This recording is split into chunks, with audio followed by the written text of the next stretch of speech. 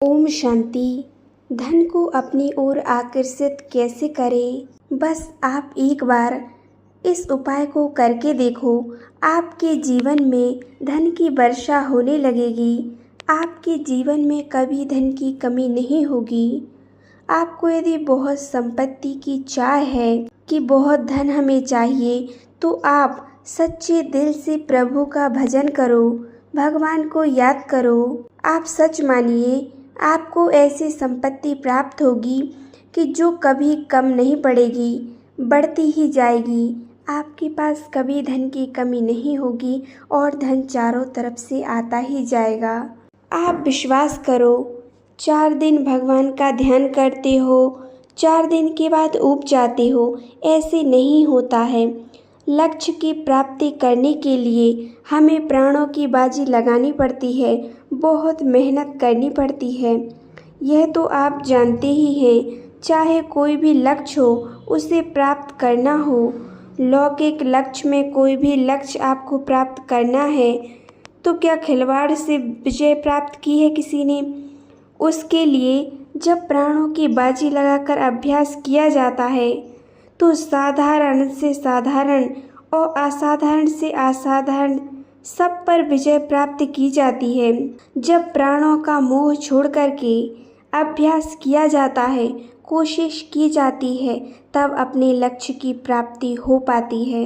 ऐसे ही ईश्वर के ध्यान का अभ्यास, आप इस बात को मान लीजिए, आपको जो चाहिए आप वो पा सकते हैं, उसे प्राप्त कर सकते हैं। आज इंसान सोचते हैं कि मैं सर्व सुखों का भोक्ता बन जाऊं, क्योंकि उसको वो पता ही नहीं है कि भगवान का मार्ग क्या है, उसे उसका ज्ञान नहीं है। परमात्मा के ज्ञान का, परमात्मा के नाम का चिंतन करते हुए अगर आप आगे बढ़ते रहेंगे कि सिर्फ मुझे एक प्रभु से चाहिए, एक परमात्मा से चाहिए, मुझे कि किसी इंसान से कोई अपेक्षा नहीं है।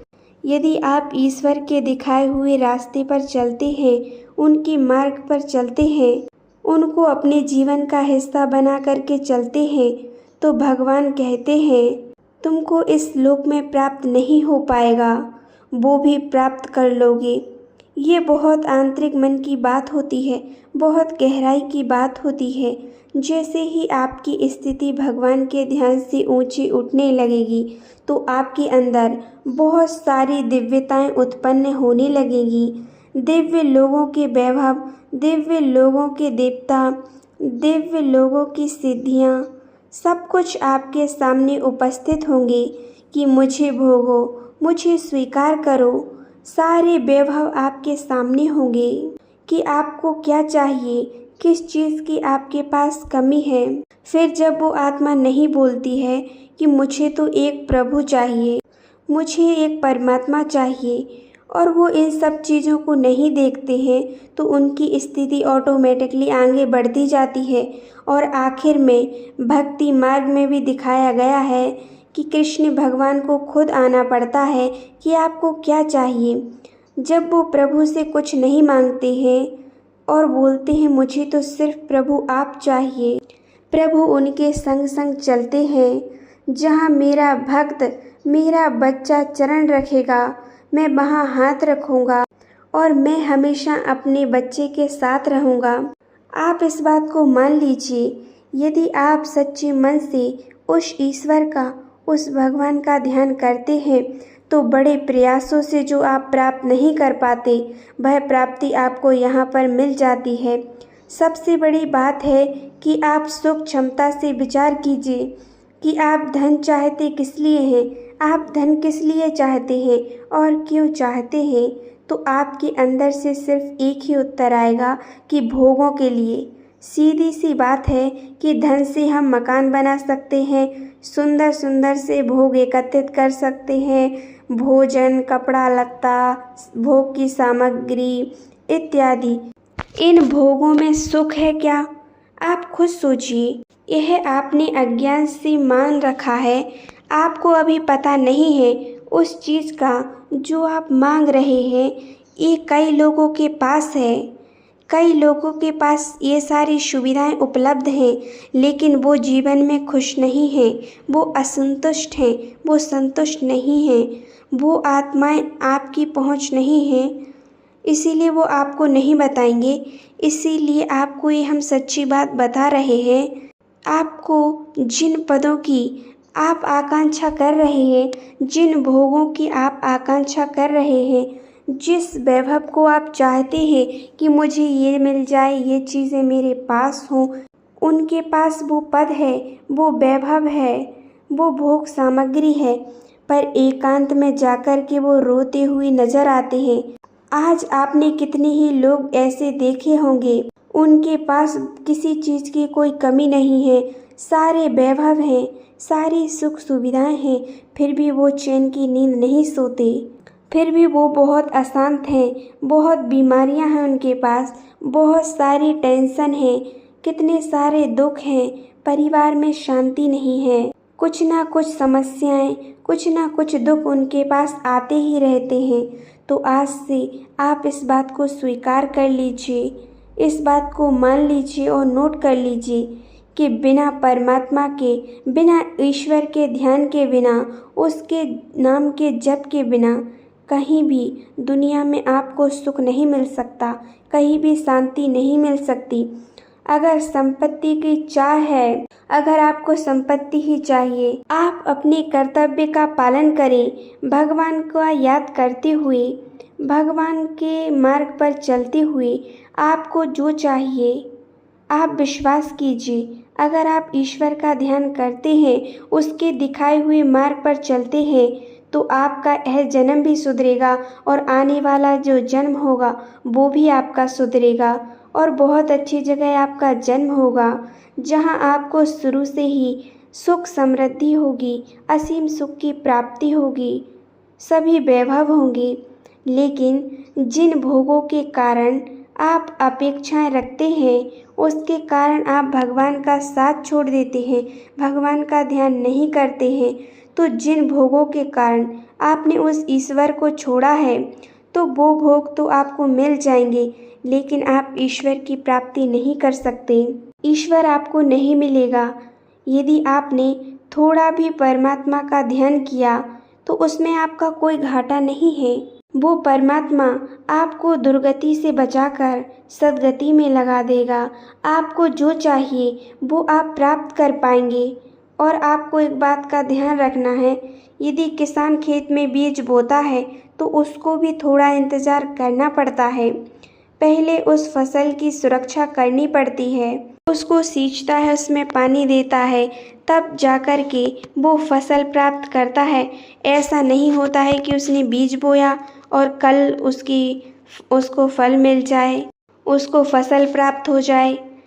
आज आप भगवान का ध्यान करना शुरू करते हैं, आप अच्छा काम करते हैं, अच्छे कर्म करते हैं, भगवान के दिखाए हुए रास्ते पर चलते हैं, सद्मार्ग पर चलते हैं और आप कहते हैं बस आज ही चमत्कार हो जाए, जो कहा हमने, और बस एकदम से संपत्ति आ जाए, एकदम से सारे दुख मिट जाएं। ऐसा कभी नहीं होता है, ऐसा कभी हो नहीं सकता। कोई कार्य एकदम से नहीं होता है, पहले उसकी भूमिका बनती है, पहले अनर्थ जो पाप आपने किए हैं उसकी निवृत्ति होती है, पापों का नाश होता है, फिर पहले पापों का नाश होता है और जो आपकी पाप की प्रवृत्ति बनी होती है उसका नाश होता है, और फिर आपके अंदर भावनात्मक और भागवत भावों का उदय होता है, और फिर आप जो चाहेंगे परमात्मा की याद से आप उसे पा सकते हैं, सद्मार्ग पर चलकर आप उसे प्राप्त कर सकते हैं। आप अपने कर्तव्य का पालन करते रहो और भगवान के दिखाए हुए रास्ते पर चलते रहो, उस ईश्वर की याद में रहो और जैसे वो ईश्वर रख रहे हैं वैसे आप रहो। आगे चलकर जब आपके फसल की अन्य राशि एकत्रित होगी, अर्थात अभी जो आप भगवान का ध्यान कर रहे हैं और उसका जब आपको फल मिलेगा तो आप निहाल हो जाएंगे। इसी जन्म में भी आप निहाल हो जाओगे। इस बात को आप विश्वास के साथ नोट कर लीजिए। ये मनमानी आचरण आप बंद कर दीजिए और भगवान के साथ आप रहिए, भगवान की याद में रहिए। गंदे आचरण, गंदा भोजन, गंदे विचार, इन सबको आप त्याग दीजिए।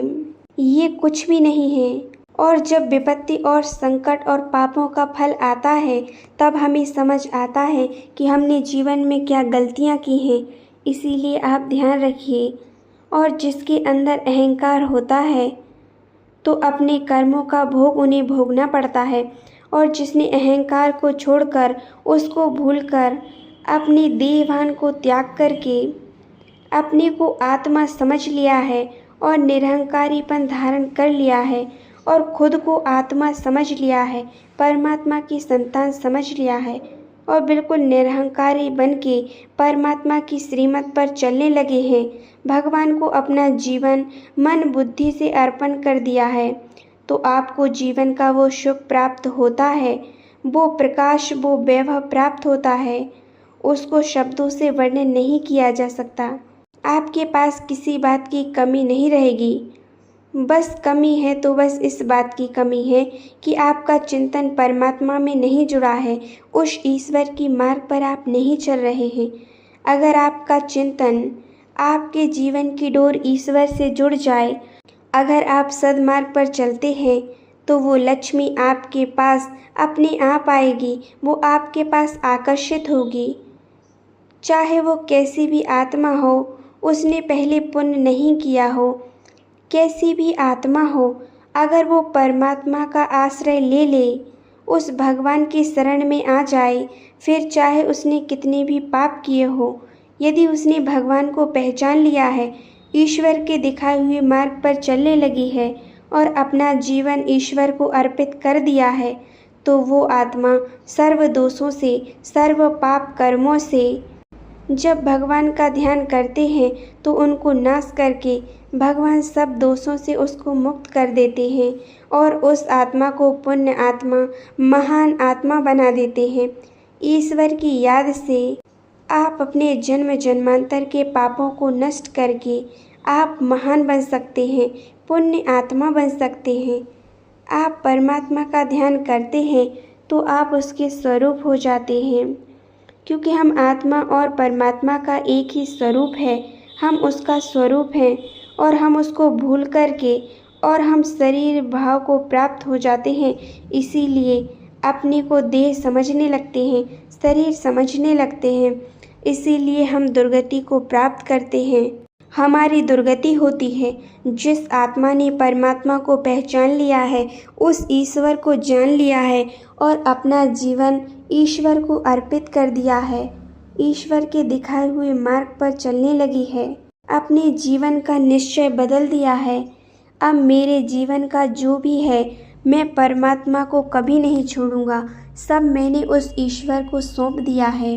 जो परमात्मा को ध्यान करते हैं तो पहले के जो भी पाप कर्म होते हैं वो नष्ट हो जाते हैं, और जो आत्मा दिल से उस ईश्वर को याद करती है वो सभी दोषों और पापों से मुक्त हो जाती है, वो महान आत्मा बन जाती है और उसके पास फिर किसी चीज़ की कोई कमी नहीं रहती है, समृद्धि उसको मिल जाती है। इसीलिए आप हमेशा उस ईश्वर के दिखाए हुए मार्ग पर चलें, सब कुछ उस ईश्वर पर छोड़ दें, खुद को उस ईश्वर पर समर्पित कर दें। आपके सभी पाप नष्ट हो जाएंगे और आपको असीम सुख की अनुभूति होगी। आपके पास किसी भी चीज़ की कोई कमी नहीं होगी, आपका जीवन खुशियों से भर जाएगा। सिर्फ उस ईश्वर की याद में आप रहें। ओम शांति, ओम शांति, ओम शांति।